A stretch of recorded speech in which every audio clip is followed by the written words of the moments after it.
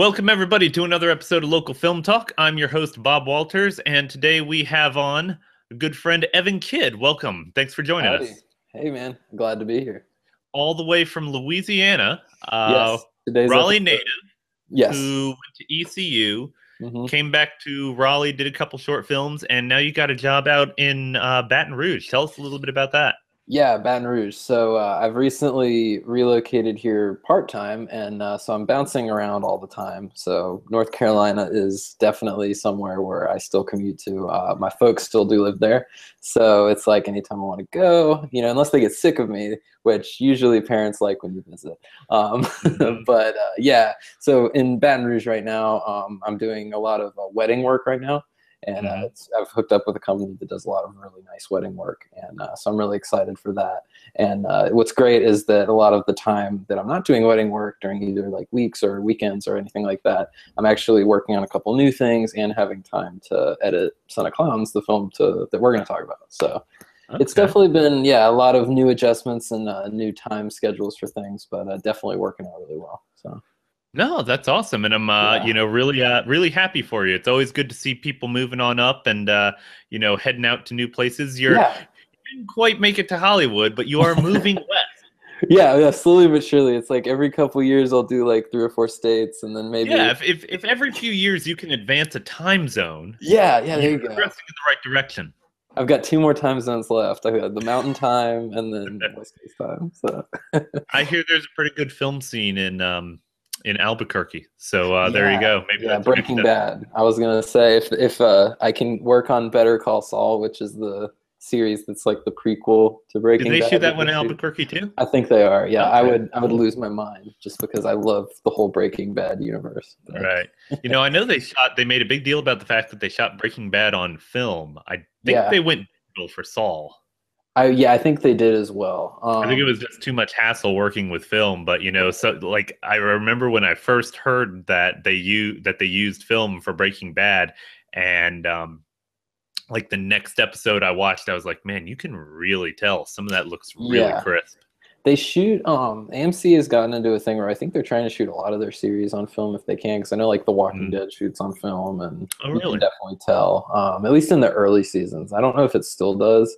But like in season 1 especially, just because they had like Frank Darabont running it basically, and so he's traditional film director, so I'm sure he vied for that. Right. Well, like I remember, I was a big fan of the X-Files back in the day. And of course, back then in the mid-'90s, you're watching on a regular square TV. Kids, if you've ever seen an old-timey TV, it's a square and it's a big box, and a 30-inch TV is heavy as hell. So you don't move it often. But they back then they shot all those episodes on film and everything, but you just saw the little standard def square. Yeah. And when DVDs first started coming out in the late 90s and they started releasing seasons of TV shows, HD and widescreen were not a thing yet. So the first couple seasons of the X-Files on DVD were standard def in 4:3 format. And eventually, I think by the time they got to release like season 6, they finally started putting them in widescreen, and it was still DVD, so it wasn't HD. But for the longest time, and even when they started putting it on Netflix, those early seasons, before they started showing letterboxing, they were still 4:3, and I'm like, I know they shot this thing on film. Yeah. When am I going to get to see my favorite show? Yeah. And finally, like just when they announced this new series, and they showed a trailer for it. It's like they're going to start showing all the old episodes on TV. And I watched the trailer and I'm like, that's a clip from season 2, and that's in widescreen. Right. That's interesting. And I went back to Netflix, and sure enough, they changed it. All the episodes are in widescreen HD. I'm like, yes, I got to go back and watch it. They recently did that with The Wire on HBO, I think. They did like The Wire remastered or something. I heard they were thinking about that, but like the creator, what's his name? Was that David Chase? He was no, David Chase wasn't he Sopranos, I think? Yeah, you're right. He was I forget who does The Wire, but I remember the guy who did The Wire saying something, because there was a discussion about that, and he said, we shot this for TV back when TV was 4:3, so the intended frame is like this, and that extra crap on the side was, not supposed to be part of the picture. So if you make it widescreen, it's, not like this is the original vision. It's actually not what we intended. Well, I remember like a funny tidbit speaking of widescreen versus full screen. I remember when the DVDs, when they like first came out, you could get the widescreen version or you could get the full screen version. I And then remember that. some DVDs would let you pick on the disc which one you wanted Oh based on. yeah, yeah, be on one side or the other. Yeah. Yeah, and I remember then they also had that with VHS even before that. And so with the VHS stuff, I went to this summer camp when I was like really young, and they were showing us, and this was before the Phantom Menace even came out. So this was like in the mid '90s, and I was at this summer camp, and they were showing us the original Star Wars or something, and it was like a widescreen tape. And so when they put it in, it had the black bars, and all the kids, we were probably like 7 or 6 or just something like really young, we were all like, oh god, it looks so wrong, because like, you know, as a kid everything you It's all watch is, squished. yeah, it's all squished, and everyone was like, why are there black bars? Ugh. And like, I remember that like so vividly. And it's funny because now I would be like, oh thank god there are the black bars, because I can't stand watching stuff that's 4:3, like, you know. Oh, it's so weird. You go back and watch Yeah, like an old movie or an yeah. episode of The Twilight Zone, and you're like, Hmm. oh man, I want to see the, a square. It looks so weird. It's not Right. pleasing to the eye. Yeah, exactly. And especially now with like the widescreen monitors we all have, it's got the like ugly black stripes on the side. And It's weird how you got used to widescreen, so you got yeah, used to seeing the black bars on top and bottom, and you're cool with that. But when the yeah. bars are on the side, oh no, no, no, no, no, that is not cool. It's like, excuse me, sir, this is not what I got myself in here for. But Yeah, really. yeah, yeah. So, anyways, we were here for a purpose. Yeah, I think we were. Yeah, Yeah, we just started talking about Albuquerque and Breaking Bad, and now we're yeah. just I was talking gonna about say, aspect don't. ratios. I tell people all the time, like, don't get me started just about like movies, because like I'll nerd out and like talk about movie stuff forever. No, Like, that's not what makes even. it fun. I Yeah, love nerding out about that stuff. yeah. No, it's great. So, speaking of nerding out about movies, we are here to nerd out about your first feature-length film, which you are currently in the process of editing. It's Yeah, called Son of Clowns, Son of Clowns. and it's an indie drama, not comedy, right? Drama, I would say it's like a dramedy. dramedy, dramedy. But when you say dramedy, I feel like people have like I don't know what that movie was. The one that Kevin Smith did with Ben Affleck and Jennifer Lopez, the one that was not good. Oh, not Geely, Geely. Feel Jersey like- Girl, Jersey Girl. yeah, I feel like people hear dramedy and they think something like that. But I think you're giving it too much credit if you think people think about Jersey Girl anytime. well, I was gonna say it's not a very. I mean, even Kevin Smith does not love that movie. Right. But I have to stop talking about pop culture stuff. See, this is what I'm talking about. So, anyways, yeah. Son of Clowns, shot entirely in North Carolina. Go ahead and Yes. give us a rundown what it's about. So the movie is about Hudson Cash, a fictional television actor within the realm of the movie. And so within the realm of the movie, he's a television actor whose show actually just got canceled in LA. And so basically at this point, we pick up with him at the start of the movie where he's just getting close to finishing his cross-country travel after basically getting the boot from the show. And he's moving back in with his mom and dad in North Carolina. And so basically we catch up with him just as he's about to arrive home. And that just opens up an entire whirlwind for him. He's close to 30, so he's really not in a position where, you know, society says you should be moving back in with mom and dad, but he's literally just lost, you know, everything. But The moral of the story, kids, yeah. is save your money. Save your moving money. back in with mom and dad is not cool. Not cool. And that's what he kind of has to navigate. And he's got a couple personal issues too, without going too much into spoiler territory. So it's an interesting mix of the awkwardness that comes with that, along with these more serious issues that he has. So I just thought it was an interesting, and you know, when you talk about the comedy versus the drama, you know, I've done a lot of stuff that's dramatic up until this point or documentary based, but I really wanted to do something that had some comedy. And so, you know, Son of Clowns, you hear it and you're like, well, what, this has to have some sort of humor in it. It's got the word clown. And so, and it definitely does. And I think it's actually, just as a storyteller, really invigorating to be able to infuse a little bit of comedy with the drama, and maybe even ruin a really dramatic moment with some guy in the room in the scene that says something completely inappropriate, and then let it just sit and everyone's awkward. And, you know, I think almost that makes it more dramatic in a way, because you're just like, you have a kind of a foil to bounce off of within the story. Well, I know some people will say that, you know, they like, you know, horror movies being a good example. Yeah. They don't like horror movies that have those little moments of comedy. They like that thing that just keeps beating you down and beating you down, and there's no relief, and that, you know, that wears you out, and that's what they're going for. And then there are other people who are say that they like having those little moments of punctuation. I think Hitchcock was one of these people who say, you know, if you give people a moment to catch their breath, it's more impactful the next moment when you punch them in the gut again. Right, exactly. And, you know, it's kind of that fake out, you know, because there might be a point in the movie, and there are several points I can think of. Again, I've been editing it, so it's like all the scenes are in my head very vividly now. Probably not in order either. No, you got it's to look just at the all, sheet. yeah, absolutely. But like, you know, there's definitely moments where there will be a very funny scene, and then 10 minutes later, it's like, whoa, this just got really serious. Was not expecting that. Right. And that's something I think is fun, because I've never played that way before. You know, it's always been, this is a drama. This has to be dramatic. Maybe there's a little bit of comedy in there, but like, you know, for the most part, it's a drama. And like, you know, I think for this film, and you know, later in the movie, it does get kind of serious. And so I think like having that kind of, you know, comedy balance, the yin and the yang, if you will, you know, with the drama, I think that's really fun. And I've had a lot of fun just kind of experimenting with that, both in the production and the post-production. So awesome. Glad to see you branching out a little bit. Yeah, no, it's fun. It's definitely, I would encourage, you know, and it was something like I wasn't quite sure if I could pull off, because I've never considered myself like, you know, very comedic. You know, I don't consider, you know, I make a witty joke every 10 seconds, but like I found that there's a lot of hilariousness and awkward and like silences and stuff. And so it's kind of fun to let the comedy speak for itself at some point. Louis C.K. has developed a very successful TV show around that. Yeah, that was actually one of the things I watched before I made the film. Is I rewatched a lot of Louis. I love the show, and because I wanted to find that little comedy drama balance, like the tone. And so, right. Comedy itself is hard to master, and to try to balance it with other tones and everything, that can be really difficult. So, you know, when we, you know, once we're actually talking about the movie, hopefully we'll have you on again sometime when it comes out, and we can talk about striking that balance of tone and everything.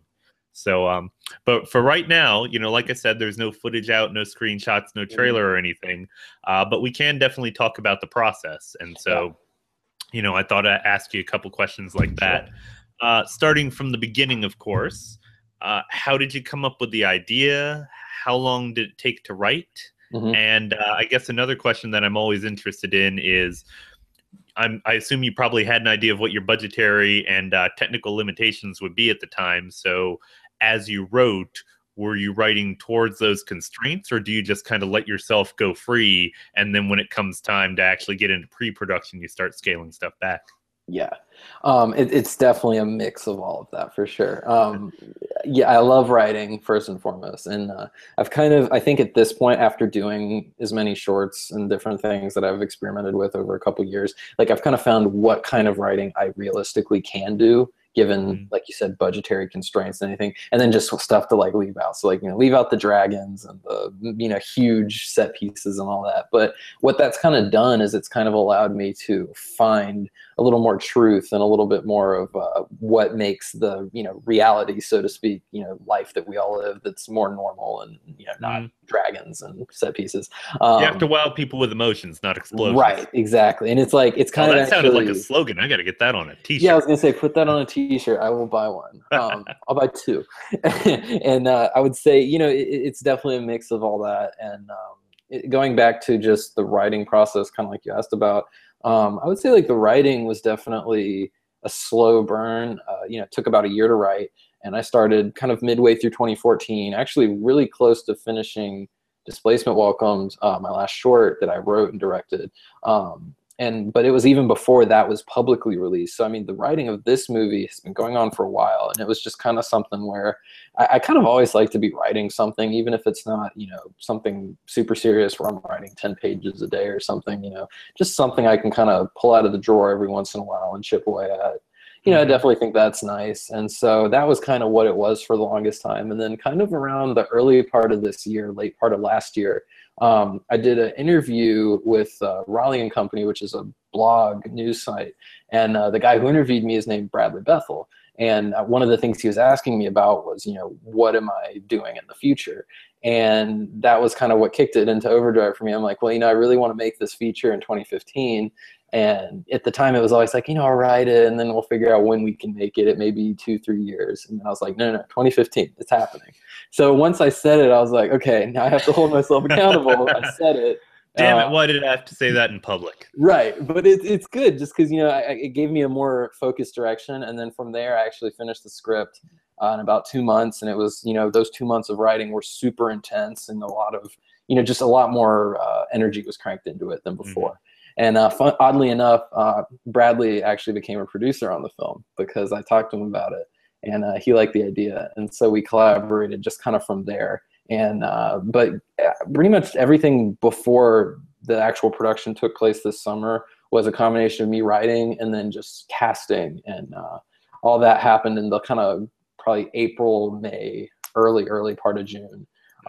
And that was when me and Bradley linked up and, we made a couple polishing moments on the script, kind of broke it down and decided what we could shoot, what we couldn't shoot, what was going to be hard, what was going to be tricky, what favors we would need to call in. Did Bradley have experience in film or? Yeah, he did. He's a journalist, but he also just made his first feature-length documentary about the whole Chapel Hill sports scandal that went on.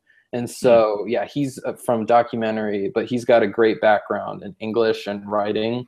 So he knows a lot about what tones work where, and he's a major cinephile as well. So it was actually really exciting to partner with him after he came off of this documentary because, he kind of had the production of that documentary to run off of and say, okay, this is what's going to work.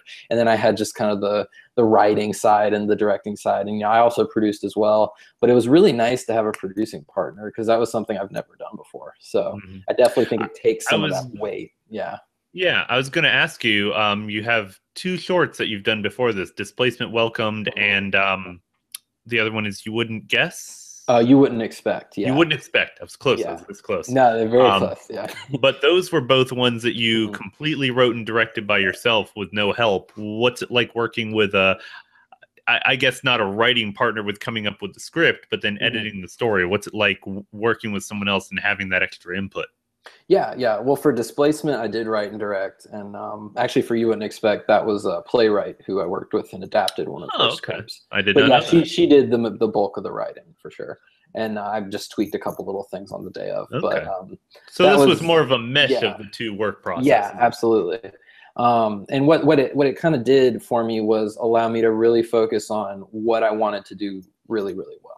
And because Bradley was taking care of, finding locations, I had a couple in mind that I would give him, but, a lot of that producing is what he took care of. And so what I kind of found was for the first time ever, I didn't have to do all that. So I could really focus on making my shot list as good as it could be. I could polish, I could really tweak. And it just gave me a lot of extra time that I didn't have, which obviously on a feature, you need all the time in the world. Right, absolutely. Just because it's just so colossal in scope. But yeah, absolutely. And then just, when it came time to do production, it really was a culmination of all that. And I'm sure we'll talk about production too, but it was really a culmination of all those different, pre-production, getting yourself ready steps, which I think was super critical. So. Right. So you're getting ready to start, you got your script and you're getting ready to start making the thing. What was your budget? The budget was definitely micro budget.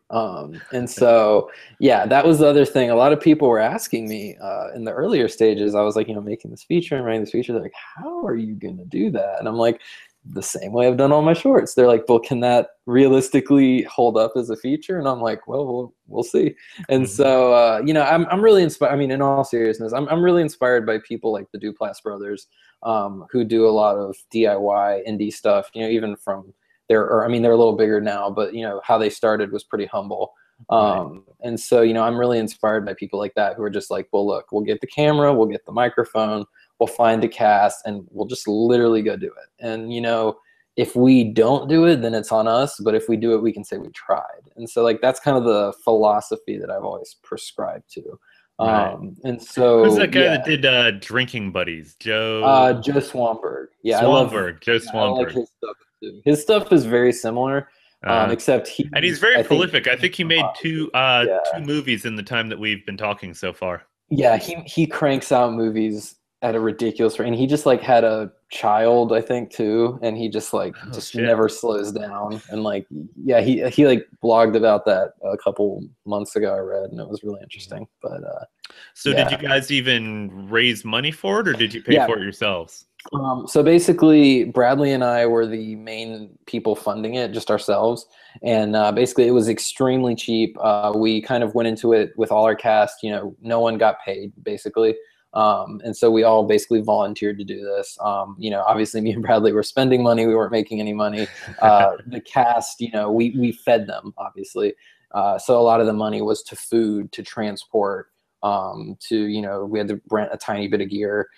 Just, you know, just to get the bases covered, just to put the pieces on the chessboard, so to Mm. speak. But it's like once they were there, we could play and really just kind of put them into motion. So Did you guys have to pay for any locations or rent any yeah, equipment? yeah, this was the first time I've had to pay for a location. I think several, but majority of the locations were free to us, thankfully. And there were a few that we filmed at that did require a fee, or you know, if it was a business, they required, you know, well, hey, since we can't have customers in here, will you buy X amount of food or product just to make it worth the while?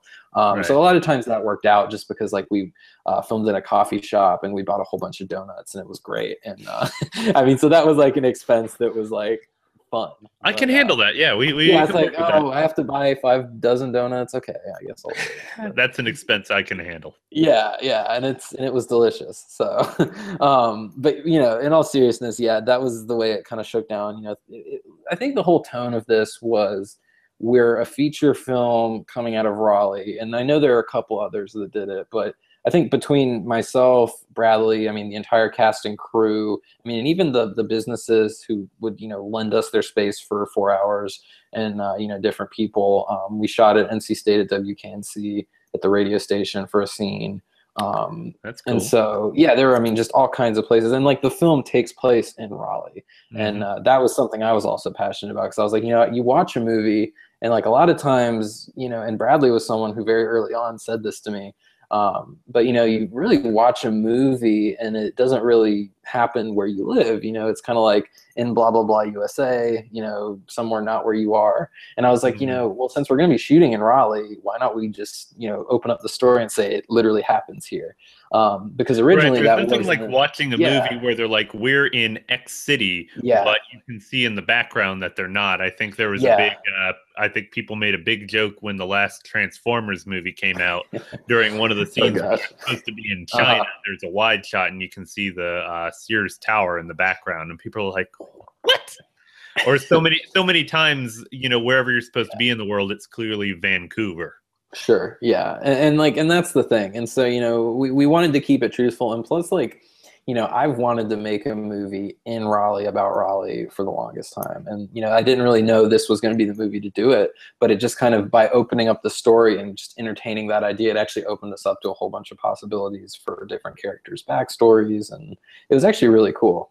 And, you know, like I said, being a Raleigh native, like I know even if I wasn't a filmmaker, just the fact that I'm a Raleigh native and I turn on a movie would make me want to watch just because it was in Raleigh. So I was like, Right. You can it's a like, good oh, I way. know that place. Yeah, yeah. You know, that's what I was thinking. You know, so if people are like, oh yeah, you know, I really like this restaurant or you know this radio station, it's like, oh yeah, you know, I've been there, I've seen it. That's really cool that it's happening in the Hmm. movie at that actual place. So And you know, there's a limited audience that's going to appreciate that. sure.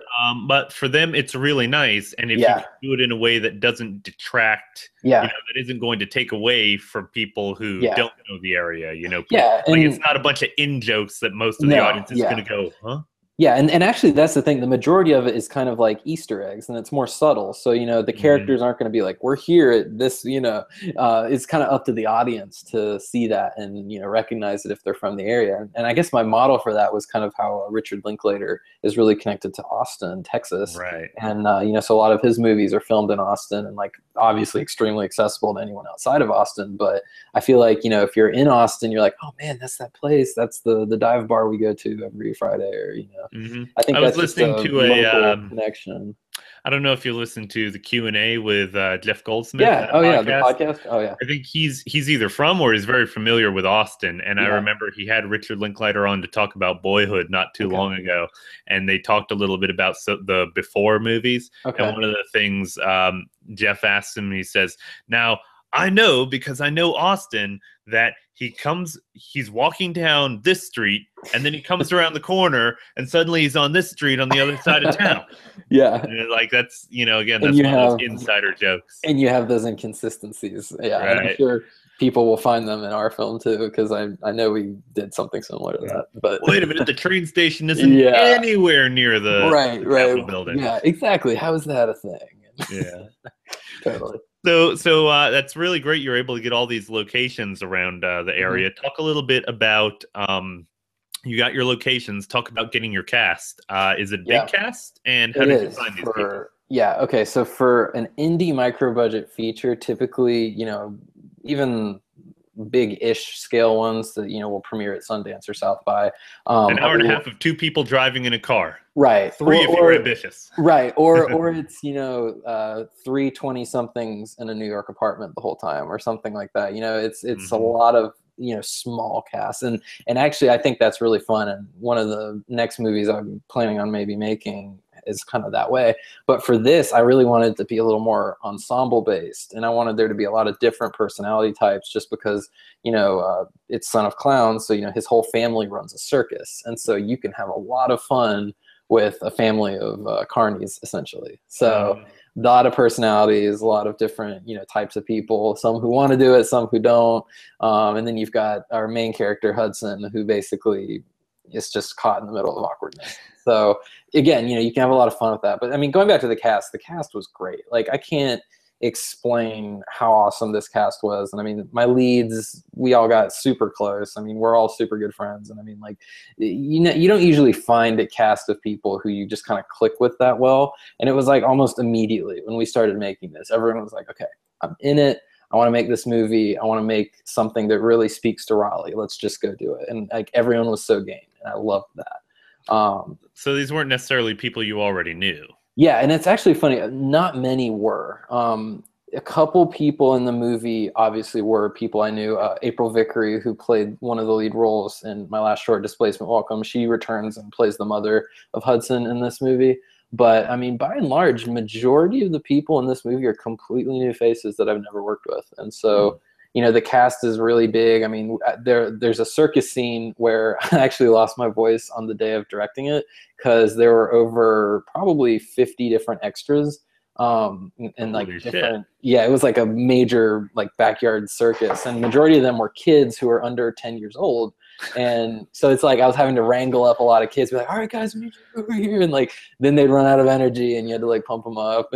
You're just trying to find ways to punish yourself with this stuff. I would seem to be a glutton for punishment, I guess. But I mean, the cast was super fantastic. Like, all the actors really did a great job, and my lead, Adam Ferguson, he really dove into the role of Hudson. And we had a lot of driving time. So something cool that me and Adam did was, a lot of times since we did shoot this movie, it takes place in Raleigh, but there's a couple other locations in NC that it happens, throughout the movie as well. Including like Wilmington and Greenville, and actually Carborough quite a bit too.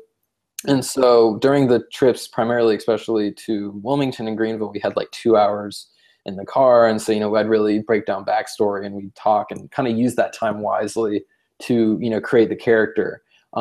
Which I think was great. And it was really just cool to have, an actor who was down to talk versus, just like, oh yeah, I'm, here just for this to get the credit. But, I love collaborating with my cast. Like, anytime I work on something, I love to say, okay, well, what do you think? I wrote it this way, but I mean, you've been playing this character. I mean, what do you think about that? I'm open to tweaking things, or, trying an improv take between once we get the main take, So it's fun to, like I say all the time, just like play around with it and just kind of leave yourself open. So. Right. Well, Michael Babbitt said something in our at Film Spark when we were talking to him there. He said something kind of similar about how the whole point of getting other people is to collaborate and come up with something better than you could have come up with on your own. Right. If the other person just comes in and reads your lines exactly like you thought they were, they didn't bring anything to the table. You know, Yeah. it's about collaboration and about these people surprising you. And, you know, by adding them in, it becomes something more than what you originally envisioned. Otherwise, what was the point? So it's really Yeah, great to see people, you know, really getting involved like that. for sure. And that's what I love. I mean, like I said, my cast, you know, just a lot of great memories. I mean, just people are so open for things. And I mean, like, I think this movie in particular, I mean, every movie I've worked on, the cast has been so enthusiastic. But this one just almost felt like a second family, just because we were around each other for, you know, I mean, granted 10 days, but 10 very lengthy shoot days. But, you know, we kind of figured out what worked, what didn't, how different people communicated. And I definitely would say it was a very open cast. Absolutely. Now, talk a little bit. That's the next thing I wanted to get to. Tell me a little bit about shooting an entire feature film in 10 days. Yeah, it was definitely a whirlwind. A lot of it is a blur. Like sometimes I'm actually editing things. I'm like, I really don't remember like what. Okay, I guess we ended up with that take, but I like, you know, it's like it's just. I mean, it's just because it was a feature. You know, I'm coming from Hmm. shorts where it's just, you know, a lot of times I would shoot a short in 2 days or 3 days, and you know, I mean, granted, and it was like, okay, well, we shoot for 4 hours and we're done. That's the day. Like a 4 hour day. I couldn't even imagine that for this movie. Like a 4 hour day, that's like just warming up. So, Yeah, really. and yeah, and I mean, it definitely kind of proceeded down that route. And Mhm.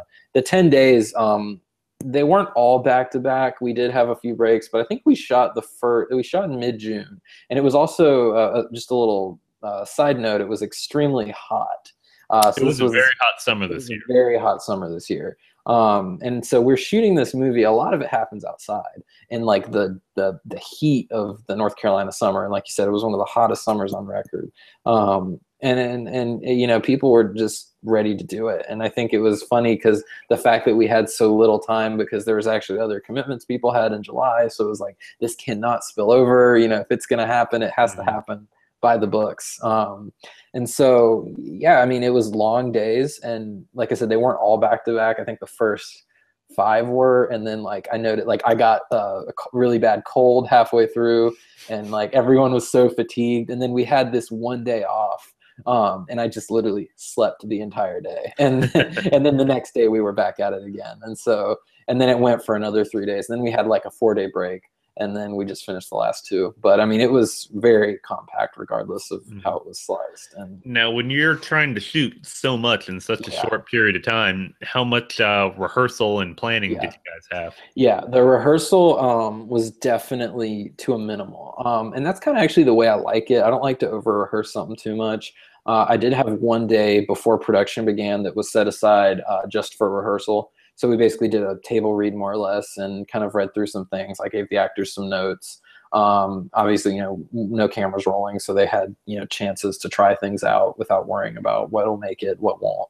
Mhm. And I think that was really beneficial because we did go through, I mean, we spent like the whole day going through that script. Wow. And I think that definitely helped. And then once it came time a few days after that to actually start production, people definitely had a more guided idea, but I don't think it was too guided. And I think it was cool because, you know, we really got to be a little more experimental. Like a lot of the stuff, I try to organize my shoot days. I can't always do it because of, you know, logistics, but I try to arrange like early parts of the story we film first, like earlier than later things. And it worked out where we had the last scene of the movie on the last day of production, like that was it. So the last thing we shot for the whole movie was the actual last scene. And so it was a Wow. little more powerful in the performance, I think, because it was it. You know, everyone knew this was the last scene. It's like, you know, people could channel whatever emotions they saw fit. And, you know, I mean, I think it definitely added to the performance in a way that probably wouldn't have happened if we just did it on the second day or the third day. Right. You know, most movies are shot out of order, but Yeah, it always, you know, at least in my head, it always seemed to make more sense yeah, to, because like you said, if you shoot the end scene or the climax of the movie in the first couple days of shooting, yeah, you're kind of having to make stuff up yeah, and you're still kind of fresh and everything. Whereas the end of the movie, the characters is supposed to be beaten down and gone through right, the ringer. And, you know, if in the actual production they've already gone through all that, that's yeah, that much more they can bring to it, you know, from, right. from their own experience. So Yeah. Well, I mean, some people don't need that. Some people are right. just super Oh, pro. no. And I mean, like, and great actors, I mean, they can pull it no matter what day it is. I just think on some magical Santa Claus mystical level, it helps someone, in their process, even if they don't need the help, you know what I mean? Right.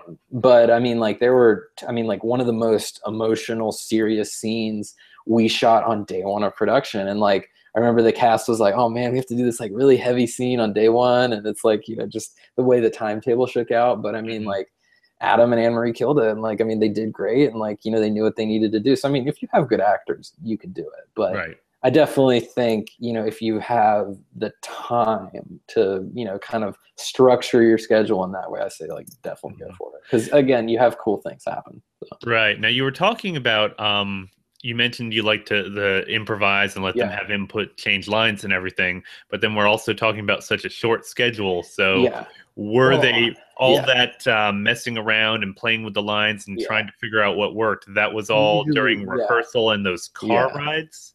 Because it seems some of like that. the day of, you don't have a lot of time to do 5 extra takes of screwing. Yeah, I mean, to that point exactly. I mean, it was on the day of, it was pretty military. It's like, let's this, and this. But that being said, day 11. Yeah. And I mean, a lot of it was also time based. So it's like the sun would go down, and once that sun's gone, it's gone. And so a lot of times we would fight with light. But I mean, we made it work. But I think, like you said, don't think it's an improv film, because it's definitely not. Right. It's 95% by the script. But I think there's like, a small percentage of moments that happened on set that were not in the script, and a few of those make it in. So that's kind of the way I like to run. I like to be open to improv, but definitely stay true to the core of what we're trying to make. Okay. Now, a little on the technical side, tell us about some of your gear. People can go to sonofclowns.com, website plug. And that'll also be in the show notes. You also have a Twitter account at Son of Clowns Film, if I remember correctly. That is it, at Son of Clowns Film. But right now, if you go to sonofclowns.com and go to the gallery, there's a whole bunch of behind-the-scenes photos, and I'm looking right now at a shot, behind-the-scenes photo of your camera guy holding your setup. Tell us about this camera and all this crap that's on it. Sure. We shot Son of Clowns on a Canon C100, and my cinematographer, Ned Phillips, he just shot actually Bradley's documentary. That's how Bradley put me in touch with Ned. But so he was really familiar with the C100, which was great. And so that's what we shot the film on. And it was cool because, this was probably one of the higher cameras that I've had a chance to work with, which was higher than, like my DSLRs that I use. And, it worked with a lot of the same technology and the same lenses. It just would provide an even higher resolution picture. So higher end sensors. Yeah, higher end sensor, exactly. And the other cool thing was Ned had a Atmos Ninja attachment, and what the Ninja basically is, it's a little monitor that you actually can clip on top of the C100. But from there, not only is it a monitor, it actually kind of ups your contrast and resolution and makes a more flat image. So it looks more flat raw, but when you color correct, it gives you way more possibilities, which is obviously what you raw. Yeah, we were shooting raw, and we also shot, like I said, with that kind of more flat image. So it didn't have a lot of saturation and contrast. But what's good about the flat image is I'm actually getting very close to color correction on the film now, is now when I go into color correct, the range of what I can do is probably tripled, as opposed to just the main camera's output.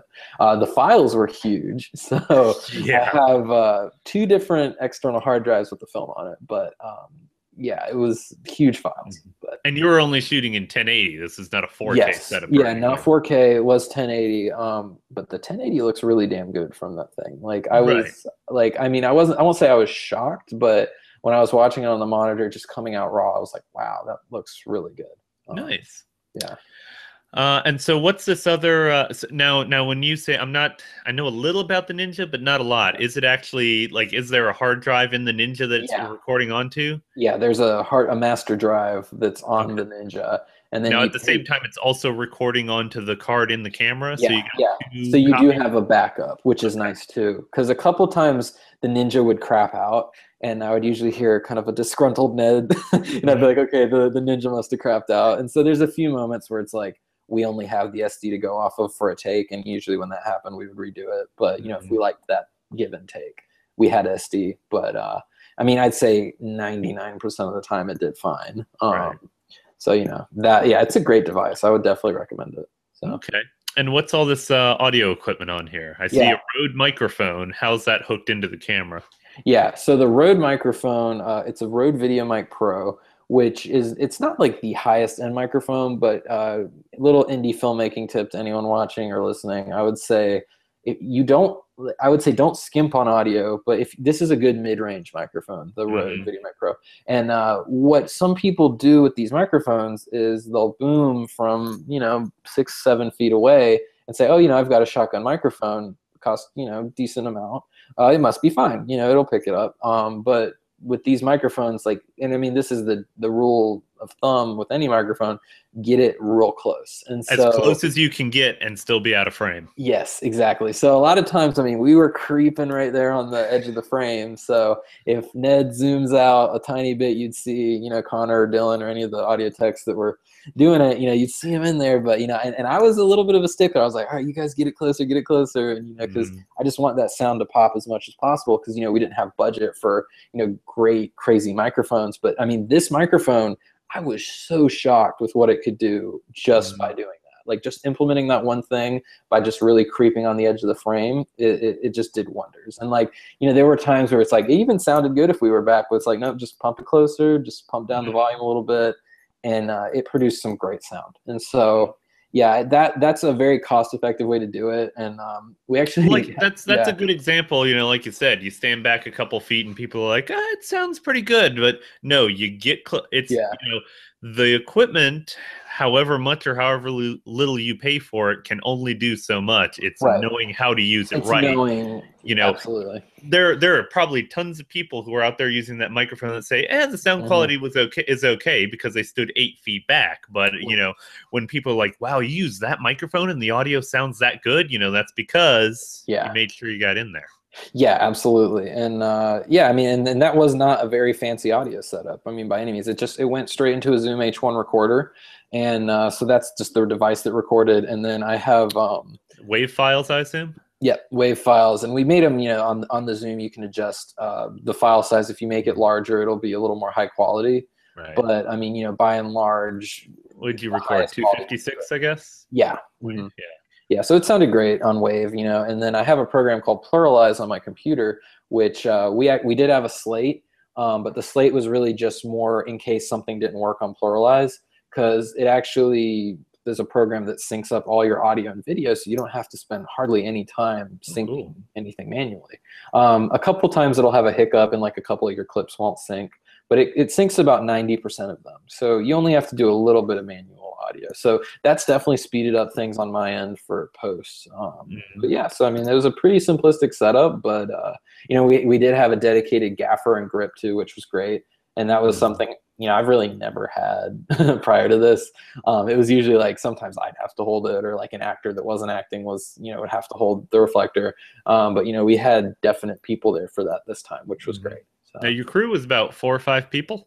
Yeah, it would depend on the given day. And then we actually did have PAs for several of the days, not all of them, but we had different PAs that would help out, which, I mean, I can't even, it was really weird. On the days where the crew was really big, I was like, man, this is so weird, because usually my crews are so small and it's just really intimate. And I was like, sometimes the PAs would get stuff and I'm like, oh man, it's you're just running and doing your own thing without having to take any direction. I should have had somebody getting me coffee years ago. I didn't say I was get me a coffee. I was more like, hey, let's get this light going up quicker. It was more to make the film rather than to make my taste buds happy. But yeah, that's a good idea. I should implement that next time. Yeah. But, you went to film school, huh? Yeah. 2 creams, 1 sugar. Yeah, that's how it works. I mean, you gotta that's the industry for you. Yeah, no, absolutely. But yeah, I mean, it definitely was a cool crew. And I mean, there were a few days where the crew dropped down in size, so it was kind of more a return to form of what I've done before. And there's actually one day where we didn't have an audio guy who could come, and it was kind of a last minute snafu. And so I actually ended up booming in directing on one of the days, and I Oh, would wow. never do that again if I had the choice. But I mean, it was kind of just a testament to we'll do whatever it takes to make the film. Right. And so, I mean, it really just came down to necessity and just kind of garnering everyone's passion to make it. So Nice. yeah. So 10 days and you get a feature film shot, and you've been editing it ever since. Not full time, Mhm. obviously, since now you're down in Louisiana. You got your day job, moving back and forth. I mean, you sound crazy busy, so the fact that you can get any editing done is amazing. But how is the editing coming? It's going good, and I'm actually a little further than I thought I would be with editing, to the point where I think we're gonna have something really close in the next month or so, just to start. And so, and I mean, dates and all that are TBA, as soon as film festivals and all that shape up. But just for the time being, it's definitely been almost full time in a way, just because by day I'm working down here, but then at night I come home and I edit the movie for several hours. So Right. a lot of And you coffee. get about 30, 45 minutes of sleep a night. Yeah. Yeah, I was gonna say. So if you can sacrifice sleep and just consume a lot of coffee, you can totally edit a feature film by night. And so that's kind of what I've been doing. But it's great just because I love it. When I'm diving back into the footage, it just almost in a weird way feels like I'm hanging out with everyone again, just Hmm. seeing behind the scenes, and we're cutting this and that, and that's when that funny moment happens. So yeah, I mean, to me, it's simply enjoyable. Like, I don't get into the editor and like, oh God, I have to edit. Like, I really do enjoy the edit. So Right. It's so yeah. cool to just see everything come together like that. It is, yeah, and especially like on a feature, and like the way I've been gauging it is like, oh man, I've got an hour and a half cut so far. How many shorts is that? It's like I made a whole bunch of shorts. Like that's what I tell myself. I'm like, anytime I feel down about something, because you always get through a moment where you're just like, oh, is this working on this end? Should I retry this? You're Right, just like, right, no, I've made like 15 shorts. Like, right. so It's like I haven't put anything out in a while. That's because I just made 10 yeah, different shorts, right? yeah, right, exactly. So just smush them all together. It's like binge watching for shorts. Well, cool. That's I'm great to hear that that's going so well. Yeah, You're on the home stretch, I guess. So you're yeah. hopefully hope I can't talk today. You're hoping to have something to show people, even if it's just like a trailer or something within the next month or Yeah, so. yeah, absolutely. A trailer is on the way, and I'm excited to announce that. And so, in the next month or so, if you stay tuned to the Son of Clowns website or the Facebook or the Twitter, we'll have like a more definite date. But absolutely, in the next month or so, we have a trailer on the way, just a nice little teaser. And actually, we've got local North Carolina artists who are all contributing to the soundtrack. And so, all the bands that you hear in the movie are actually all from North Carolina. Oh, cool. Our composer is also from North Carolina, so it's a great NC kind of connection, and we're gonna put a little bit of that in the trailer as well, just to kind of further that. So Nice. yeah. Awesome. Well, is there any other stuff you wanted to drop on us, or does that I mean that covers all my questions. Yeah, I was going to say, just definitely stay tuned. Like I said, sonofclowns.com and all the social media on Facebook and Twitter is definitely the best place to stay posted. We're going to be submitting to a myriad of film festivals come January, February, March, all that time. And then hopefully get a Raleigh screening going before too long, too, just to Nice. have a hometown showing of it. And, I'm so stoked for that. I look forward to that all the time. So. Right. I'd totally love to see that. And once you have a finished film, Yeah. I can't wait to see it and then talk to you about, all that other cool stuff, Yeah. Not just talk about what kind of camera you used and what was that lens, but, Yeah. actually talk about the story and how it all came together. Oh So, yeah, I can't wait to have that conversation. I love doing that. Yeah, that's basically it. And I will be in North Carolina next month for a little bit, and I've got actually a screening of You Wouldn't Expect, the last short I did, mhm. coming up in Raleigh. So if you go to, I think there's a Facebook, You Wouldn't Expect, on just searching on Facebook, you should be able to find the details of that screening. But that's next month, so in Raleigh. Okay. So Cool. Keep your yeah, eyes out, folks. yeah.